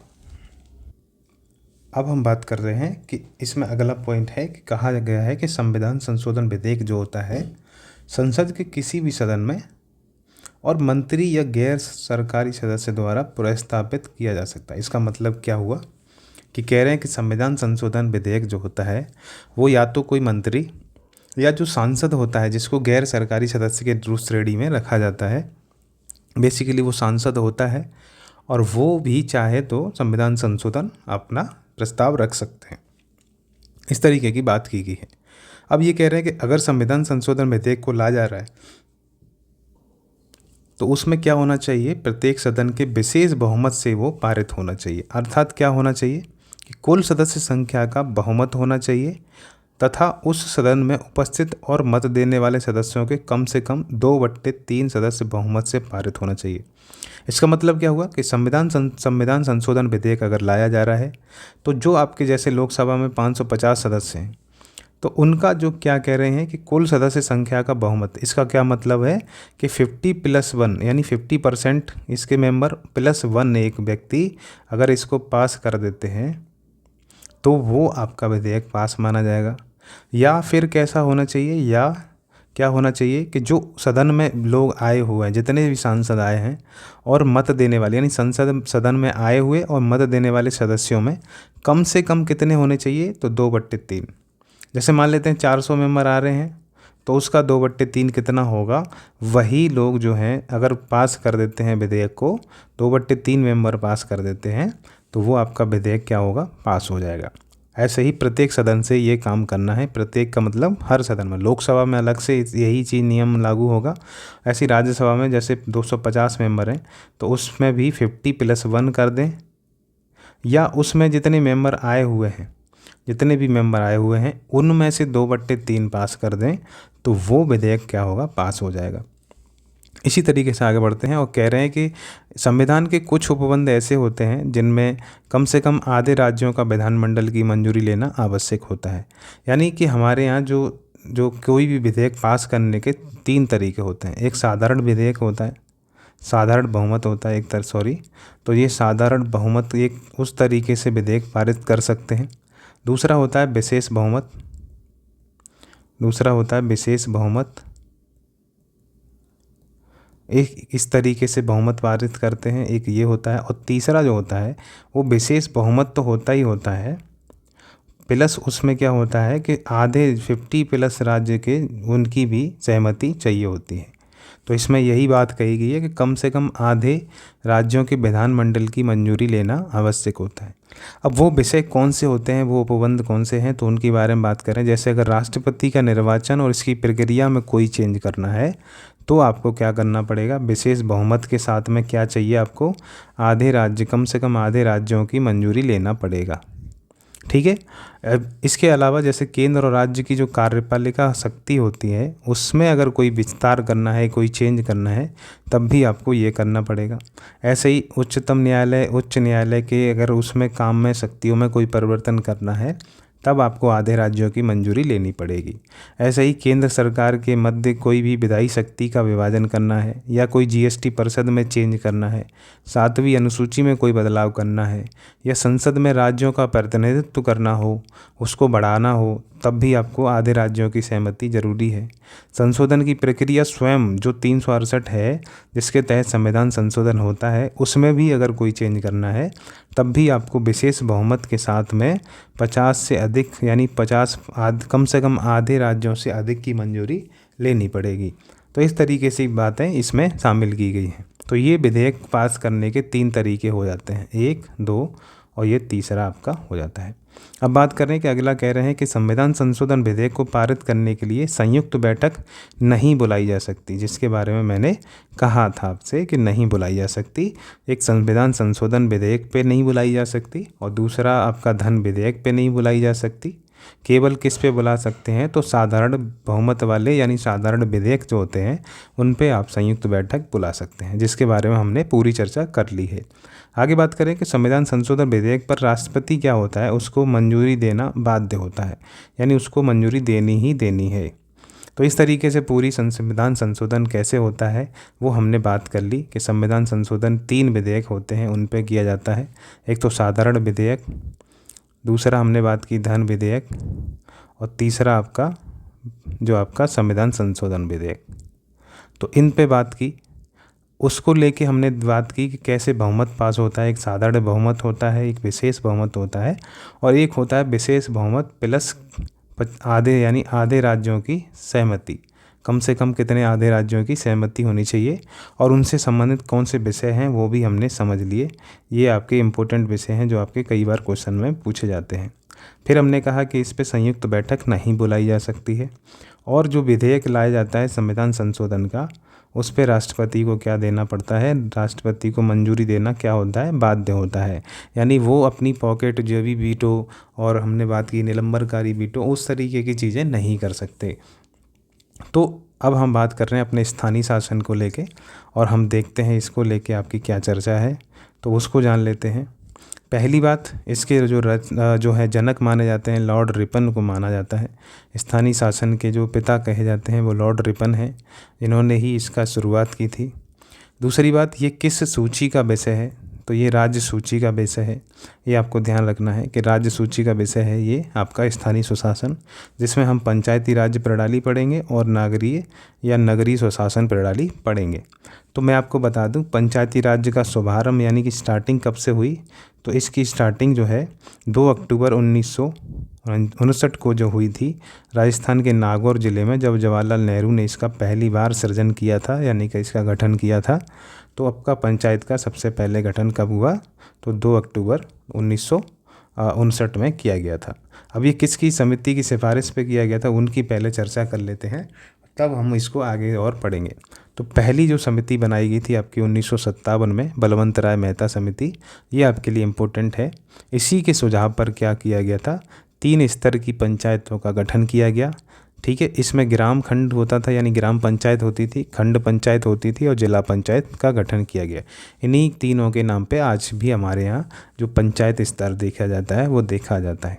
उसके बाद एक समिति बनाई गई, अशोक मेहता समिति, और इसके सुझाव पर 1977 में ये समिति बनी और इसके सुझाव पर 2 स्तरीय इन्होंने सुझाव दिया कि 2 स्तर की जो है आपकी पंचायतें होनी चाहिए, एक खंड पंचायत होनी चाहिए, एक जिला पंचायत होनी चाहिए, जिसके सुझाव पर क्या हुआ, गठन नहीं हो पाया। और फिर आगे एक आपकी समिति बनी GV के राव समिति, ये बेसिकली क्या है, ये जानने के लिए की गई थी कि किस तरीके से पंचायती राज को स्थापित किया जाए, उसको लेके हमने बात की थी। यानी इस समिति का गठन किया गया 1985 में।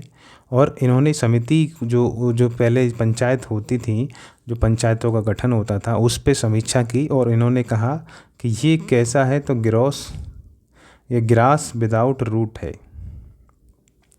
इन्होंने कहा था ग्रास विदाउट रूट, यानी ये इन्होंने स्थानीय शासन के बारे में यानी पंचायती शासन के बारे में कहा कि ये एक ऐसी घास है जिसकी कोई जड़ ही नहीं है, बिना जड़ वाली घास है ये। तो ग्रास विदाउट रूट की इन्होंने बात की, इसको जो संज्ञा दी थी पंचायत को, तो इसकी जड़ी कोई नहीं है और ये बिना जड़ वाली घास है, इस तरीके की बात की। तो इसको देखते हुए सरकार ने क्या किया, LM सिंघवी लक्ष्मीमल सिंघवी समिति, जिसको LM सिंघवी समिति कहते हैं, LM सिंघवी समिति कहते हैं, तो इसका गठन किया था। इसका गठन किया गया 1986 में और इसी के रिकमेंडेशन पे क्या हुआ, इन्होंने रिकमेंडेशन पे संविधान का दर्जा इसको दिया गया। उसके बाद एक समिति और बनाई गई, PK थोंगन समिति, जिसका जांच करने का इसका था कि पंचायती राज कैसे काम कर रही हैं उसको लेके। लेकिन बेसिकली आपको ध्यान रखना है, एक ये लक्ष्मी यानी LM सिंघवी समिति और एक आपकी पहली समिति जो आपकी बलवंत राय मेहता समिति है।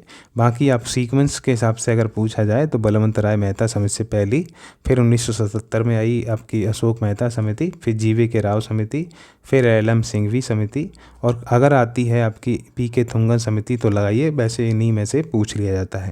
तो अब हम अपनी बात पे आते हैं पंचायती राज प्रणाली पे, जिसको सबसे पहले जो है बलवंत राय मेहता समिति की रिकमेंडेशन के बाद 1959 में आपका नागौर में इसका गठन हुआ पहली बार। फिर क्या हुआ, धीरे धीरे जो है 1962 का युद्ध हुआ चाइना के साथ, 1965 का युद्ध हुआ पाकिस्तान के साथ, फिर 71 में युद्ध हुआ और उसके बाद बांग्लादेश बना। तो इस तरीके की वो चीज़ें घटनाएं चलती रहीं, जिसके वजह से क्या हुआ कि पंचायत जो है अच्छे से काम नहीं कर पाई, उनका जो है कोई ध्यान नहीं दिया गया उन पर, और इस तरीके से एक तरह से वो चलती रही। फिर LM सिंघवी समिति बनी और उसके बाद क्या है, फिर से गठन की बात की गई और उसके बाद जो है एक प्रस्ताव लाया गया, 63 और 64वां प्रस्ताव लाए गए, लेकिन वो पास नहीं हो पाए। तो इस तरीके से आगे फिर बढ़ती रही बात और 1973 संविधान संशोधन हुआ 1992 में और 24 अप्रैल 1993 से ये लागू हो गई। तब 93 जब संविधान संशोधन 1992 हुआ, उसके बाद इसको क्या दिया गया, संवैधानिक दर्जा दिया गया। इससे पहले तो आपका ये है औपचारिकता थी एक तरह से, तो वो चीज़ें चलती रहीं। स्तर की बात करें तो 3 स्तर, यानी बलवंत राय मेहता समिति ने जो 3 स्तर बताए थे, उन्हीं स्तर पे इनका गठन किया गया, ग्राम पंचायत, खंड पंचायत और जिला पंचायत। अब इसके विषय की बात करें तो इसमें टोटल विषय कितने हैं, तो 29 विषय हैं। सारे अनुच्छेद हम पढ़ने वाले हैं, तो आप अनुच्छेद को लेकर टेंशन ना लें। अभी आप समझिए कि कैसे चीज़ें हो रही हैं। अब ये मैंने आपको बताया बलवंत राय मेहता समिति की सिफारिश पर क्या हुआ कि ये पंचायती राज प्रणाली शुरू की गई और ये स्थानीय शासन प्रणाली शुरू की गई थी। तो इस तरीके से बातें बढ़ती रहीं और उसमें कितने विषय हैं, 29 विषय हैं, ये आप ध्यान रखिए। पंचायत में कितने विषय हैं, 29। ऐसे ही नगरीय शासन की बात करते हैं तो इसमें भी 3 स्तर देखे जाते हैं, नगर पंचायत, नगर पालिका और आपका नगर निगम। यहाँ नगर पालिका होता है और ये नगर निगम होता है। तो इस तरीके से हुआ और इसको जो संवैधानिक दर्जा दिया गया वो 74वें संविधान संशोधन 1992 से दिया गया और इसको जो लागू किया जाता है वो 1 जून 1993 से इसको लागू किया जाता है। तो आपको ये बात याद रखनी है। और इसमें टोटल विषय के बारे में बात करें तो इसमें 18 विषय हैं, ये भी आपको ध्यान रखना है, ये इम्पोर्टेंट हो जाता है। तो इस तरीके से आगे बढ़ रहे हैं, हमने समिति समझ ली। अब पंचायती राज निकाय से क्या संबंधित और बातें हैं वो हम बात कर लेते हैं। तो एक तो इसमें है कि यहाँ के जो चुनाव होंगे पंचायत के, उनके लिए एक राज्य चुनाव आयोग का गठन किया जाएगा, तो वो आपको ध्यान रखना है। इसके अलावा यहाँ का जो सदस्य कोई भी बनेगा पंचायती राज्य का, वो सदस्य की उम्र कम से कम उम्र कितनी होनी चाहिए, तो 21 साल का होना चाहिए। जैसे आप सभी जानते हैं प्रेसिडेंट के लिए उम्र 35 साल, वाइस प्रेसिडेंट के लिए उम्र 35 साल, ये दोनों के लिए होती है। राज्यपाल के लिए उम्र 35 साल होती है। ऐसे ही राज्यसभा हो या राज्य परिषद हो, जो विधान परिषद हो, लेजिस्लेटिव काउंसिल हो, उसके लिए 30 साल होती है। लोकसभा की बात हो, या जो है लेजिस्लेटिव असेंबली की बात हो, जो आप लोकसभा बोलते हैं, विधानसभा बोलते हैं, उसमें 25 साल होती है। इसी तरीके से आप जो अगर स्थानीय शासन की बात करते हैं तो यहाँ पे 21 साल की उम्र होनी चाहिए। तो ये एज आपको ध्यान रखनी है सब में। तो इसमें 35, 30, 25 और 21। इसी तरीके से आगे बात करते हैं। और अनुच्छेद जो आपका 243D आता है, उसमें महिलाओं के लिए आरक्षण की बात की गई है। और 1/3 यानी 33% आरक्षण किनका होना चाहिए, तो महिलाओं को 33% आरक्षण की बात की जाती है। इसी तरीके से कार्यकाल की बात करें तो 5 साल इनका कार्यकाल होता है, 5 वर्ष का कार्यकाल होता है। इसके अलावा वित्त की सिफारिश की बात करें, इनको जो वित्त प्राप्त होता है तो राज्य वित्त आयोग का गठन किया जाता है। और उसको लेके आर्टिकल की बात करेंगे हम। वैसे तो 243 आपका जो, तो वो होता है 243 के और 243 आई। इसके बीच में क्या होता है, आपका वित्त आयोग और आपका जो है निर्वाचन आयोग का गठन किया जाता है। ऐसे ही बात करें कि अगर खाली सीट है तो उसको पुनः 6 महीने में भर लिया जाना चाहिए। इसको भरना आवश्यक होता है, कोई भी सीट अगर खाली हो जाती है तो। वर्तमान में बात करें तो नागालैंड, मिजोरम और मेघालय में क्या है, पंचायती राज संस्था नहीं है। ये आपको ध्यान रखना है, ये आपके लिए इम्पोर्टेंट हो जाता है। किन राज्यों में जो है पंचायतें नहीं गठित की गई हैं, तो ये बात आपको ध्यान रखनी है। वित्त आयोग की बात कर लेते हैं, जो आपका 280 है, तो वो आर्टिकल 280 में आता है वित्त आयोग। और इसका जो है गठन कौन करता है, तो राष्ट्रपति करता है। और प्रत्येक 5 साल में इसका गठन किया जाता है। अब गठन के बात करें कि जिसकी संरचना कैसी होती है, कौन कौन होता है, तो इसमें 1 सदस्य और 4 मेंबर होते हैं। ये आपसे कई बार क्वेश्चन में किया जाता है, चाहे PCS का दे रहे हो, चाहे यूपी पुलिस का दे रहे हो, चाहे आप SSC का दे रहे हो, तो वो सारे एग्जामों में आता है। अब हम कुछ वित्त आयोग की बात कर लेते हैं, उनके अध्यक्ष की बात कर लेते हैं। ये आपसे क्वेश्चन में कई बार इंपॉर्टेंट हो जाते हैं आपके लिए और पूछे जाते हैं। तो पहला आपका जो है KC नियोगी थे, जो पहले वित्त आयोग जो है वित्त अध्यक्ष थे, वित्त आयोग के अध्यक्ष थे। और उसके बाद 12वां, 13वां, 14वां, 15वां और 16वां, तो 16वां आपका अरविंद पनगड़िया जो हैं, तो वो आपके ये 16वें हैं, वो आपको ध्यान रखना है। तो अरविंद पनगड़िया जो हैं आपके 16वें अध्यक्ष हैं। 15वें NK सिंह हैं। इस तरीके से डॉक्टर C रंगरंजन आपके 12वें, विजय केलकर आपके 13वें, 14वें VY रेड्डी हैं। इस तरीके से पहला आप याद रखिए और अभी वर्तमान का रखिए, बस बाकी आपको कई बार पूछा नहीं जाता है। या 15वें आप रख सकते हैं NK सिंह।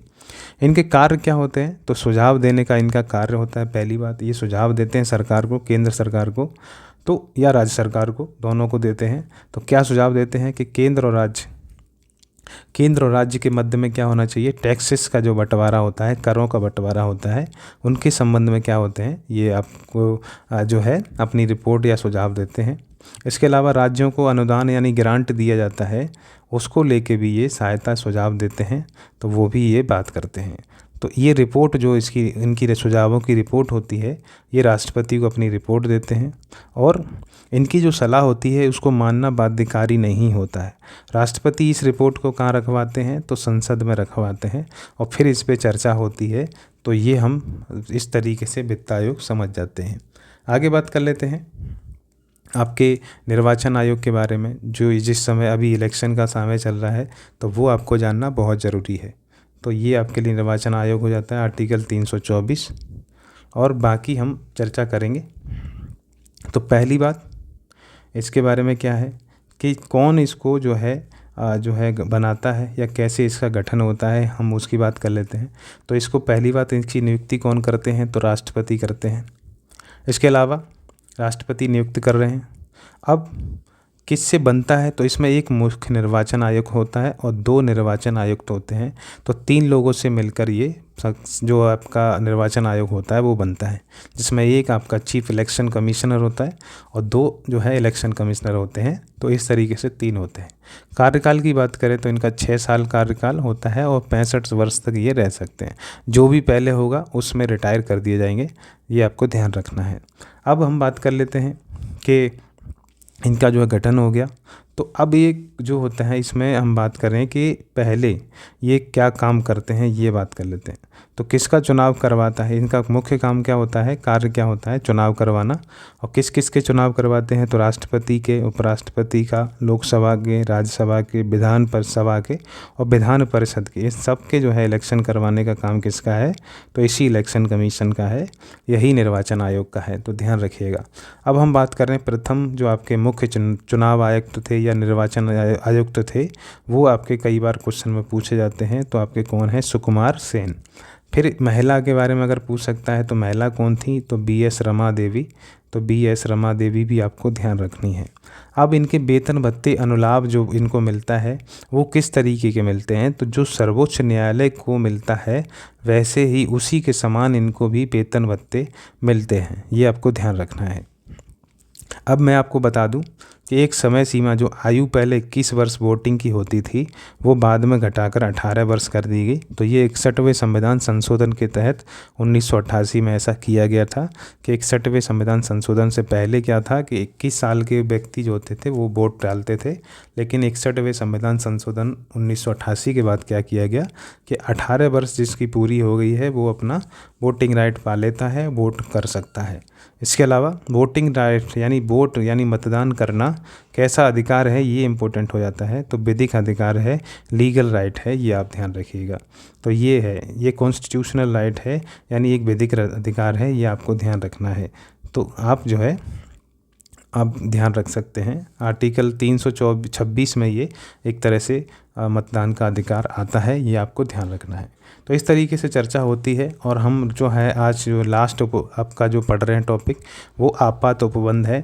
फिर हम एक वीडियो बनाएंगे जिसमें हम संशोधन के बारे में जानेंगे, सारे आर्टिकल्स को जानेंगे, अनुसूची जानेंगे और हम जो है आपकी भाग जाने में जो भारत के जो संविधान के भाग हैं वो जानेंगे। तो आज की वीडियो इतना ही रखेंगे इस लास्ट टॉपिक के बाद, क्योंकि वीडियो बड़ी हो जाएगी तो इसके लिए इसको 2 भागों में हम करेंगे। तो आज की वीडियो इस टॉपिक के बाद हमारी ख़त्म होगी। फिर हम जो है अपने महत्वपूर्ण संशोधनों को जानेंगे एक वीडियो में।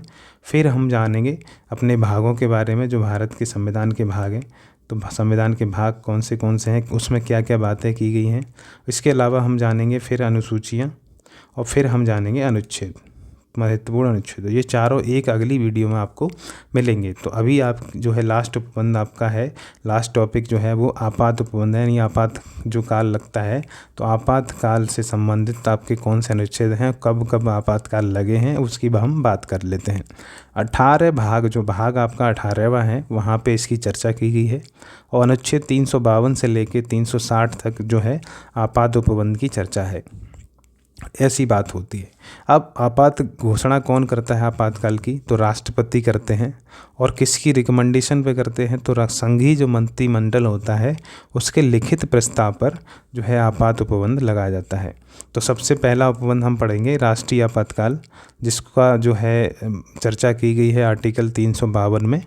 और ये घोषणा कब कब की गई और कारण क्या होता है, अगर कहीं पे युद्ध हो रहा है, किसी मतलब भारत के साथ युद्ध हो रहा है या बाह्य आक्रमण हो रहा है उसका भारत का, या भारत में कहीं भी सशस्त्र विद्रोह होते हैं।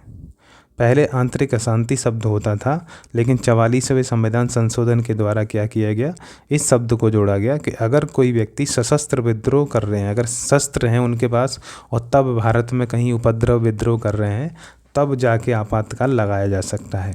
तो इसीलिए राष्ट्रीय आपातकाल की 3 कंडीशन बताई गई हैं, एक युद्ध हो रहा हो, बाह्य आक्रमण हो रहा हो या सशस्त्र विद्रोह हो रहा हो भारत के अंदर, तब जो आपातकाल लगेगा उसको राष्ट्रीय आपातकाल घोषित किया जा सकता है राष्ट्रपति के द्वारा।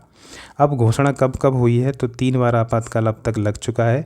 1962 में जब चीन के साथ युद्ध हुआ, और फिर 1971 जब बांग्लादेश के साथ जब विभाजन हुआ और पाकिस्तान के साथ युद्ध हुआ था, और 1975 में जब इमरजेंसी लगी तब आपका राष्ट्रीय आपातकाल लगाया गया। ऐसे ही आगे बढ़ते हैं और राष्ट्रीय शासन को समझते हैं। और राष्ट्रीय शासन की चर्चा 356 में की गई है और कारण बताए गए हैं कि किस कारण से ये राज्य में राष्ट्रपति शासन लगता है। तो राज्य में राष्ट्रपति शासन कब लगेगा, जब राज्य जो है संवैधानिक तंत्र की विफलता हो जाए, यानी जो राज्य सरकार है अपनी शासन चलाने में असफल हो जाती है, यानी जो राज्य की सरकार है अगर वो शासन संविधान के हिसाब से नहीं चला पा रही है, तब उसको संवैधानिक तंत्र की विफलता माना जाता है और राष्ट्रपति क्या होता है, राष्ट्रपति शासन उसमें लगा देते हैं। तो राज्य की सरकार का विघटन हो जाता है और जो राज्य का शासन है वो किसके कंट्रोल में आ जाता है, सीधे राष्ट्रपति या केंद्र सरकार के कंट्रोल में आ जाता है। तो ये आपको ध्यान रखना है। अब आगे बात करें कि वित्तीय आपातकाल की, तो वित्तीय आपातकाल की चर्चा की गई है आपके 360 में, और 360 में वित्तीय आपातकाल की चर्चा की गई है। घोषणा कौन करेंगे, तो राष्ट्रपति करेंगे। अगर उनको लगता है कि भारत में जो है वित्तीय संकट आने वाला है, वित्तीय संकट आने वाला है, तो घोषणा करते हैं वित्तीय आपातकाल की, जो राष्ट्रपति के द्वारा की जाती है। और इसमें क्या होता है, चाहे सुप्रीम कोर्ट हो, चाहे कोई सा भी अधिकारी हो, उन सबके वेतनों में कटौती की जा सकती है। तो ये बात आपको ध्यान रखनी है, जब वित्तीय आपातकाल लगा हो तब ये कटौतियाँ की जा सकती हैं। तो हम बात कर लेते हैं कि आपातकाल की घोषणा का संसद के द्वारा अनुमोदन कैसे किया जाता है। तो अगर राष्ट्रीय आपातकाल लगा है, उस दशा में क्या होगा कि जो संसद होगी उसके दोनों सदनों द्वारा विशेष बहुमत से, यानी 2/3 से क्या होगा, 1 महीने के भीतर जो है प्रस्ताव पास करना पड़ेगा। तो लिखित प्रस्ताव देना पड़ेगा, तब जाके राष्ट्रपति जो हैं अपनी राष्ट्रीय आपातकाल लगा देते हैं। वहीं राष्ट्रपति शासन हो या वित्तीय आपातकाल की बात हो, तो संसद के दोनों सदनों द्वारा क्या होगा, विशेष बहुमत से 2 महीने के भीतर क्या होना चाहिए, जो है प्रस्ताव, लिखित प्रस्ताव पास होना चाहिए। तो यहाँ पे 1 मंथ है और वहाँ पे 2 मंथ है, बस इतना सा डिफरेंस है, ये ध्यान रखिएगा। तो बस इतना सा डिफरेंस है, ये बात ध्यान रखनी है। अब हम आगे जो चर्चा करेंगे वो हमारी जो है संविधान संशोधन को लेके होगी। जो आपके मुख्य इम्पोर्टेंट जो संविधान संशोधन हुए, ये वाली क्लास आपके लिए बहुत इम्पोर्टेंट होने वाली है, तो आप इसको ज़रूर देखिएगा, आपके एग्ज़ाम के लिए बहुत इम्पोर्टेंट होगी। और ये जो हो चुकी है ये भी बहुत इम्पोर्टेंट है, ये आपको जानना बहुत ज़रूरी था। तो राष्ट्रीय आपातकाल के बाद हम समझ रहे हैं संशोधन को जानेंगे, फिर हम इसमें भाग जानेंगे कि कौन से भारत में कौन से भाग में कौन सी बात की गई है। कई बार आपको डायरेक्ट क्वेश्चन भागों से मिल जाते हैं। और फिर अनुसूचियाँ जानेंगे, 12 अनुसूची में क्या क्या बात हैं, कौन सी अनुसूची में किसके बारे में बात की गई है, और महत्वपूर्ण अनुच्छेद आपके कौन से 1 से लेके हम 395 अनुच्छेद तक जाएंगे, जिसमें आपके कम से कम ये मान के चलिए कि आपको कम से कम अनुच्छेद, आपके 100 से ऊपर अनुच्छेद आपको पढ़ाए जाएंगे, जो आपके एग्ज़ाम के लिए बहुत ही ज़रूरी होते हैं। तो आप इस क्लास को ज़रूर देखिएगा। जो भी इस क्लास को देख रहे हैं वो अगली क्लास ज़रूर देखिएगा। मेरी आपसे रिक्वेस्ट है कि वो क्लास आपके एग्ज़ाम के लिए बहुत ज़रूरी होने वाली है। तो चलिए, आप अपनी तब तक इस चैनल को सब्सक्राइब कर लीजिए, अगर नहीं किया है अपने दोस्तों के पास शेयर कर दीजिए, जिससे क्या है वो भी इसकी पॉलिटी की सारी तैयारी अच्छे से कर सकें, बाकी सब्जेक्ट की आपको अपडेशन मिले। इसके लिए चैनल को सब्सक्राइब कर लीजिए, दोस्तों के पास शेयर कर दें, और इस क्लास को लाइक कर लीजिएगा। आपके जो प्यार से हमारा मोटिवेशन बना रहता है, तो आपका जो है आभार होगा कि अगर आप हमारे चैनल को सब्सक्राइब करते हैं, थोड़ा सा मोटिवेशन देते हैं हमको। तो इन सब बातों के साथ हम आगे अपनी वीडियो लेके आएंगे, जिस क्लास को आपको करना बहुत ज़रूरी है। तो चलिए मिलते हैं, आप अपना ख्याल रखिए, पढ़ाई करते रहिए। धन्यवाद।